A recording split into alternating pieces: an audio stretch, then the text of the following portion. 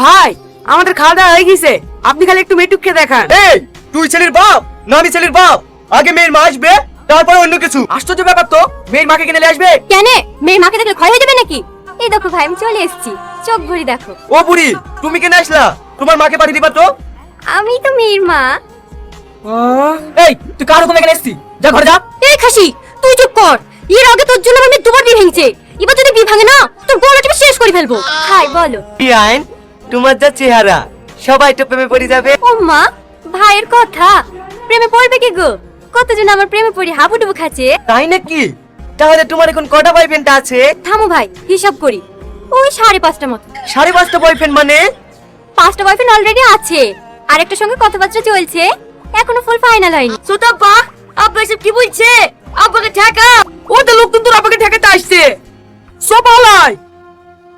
এই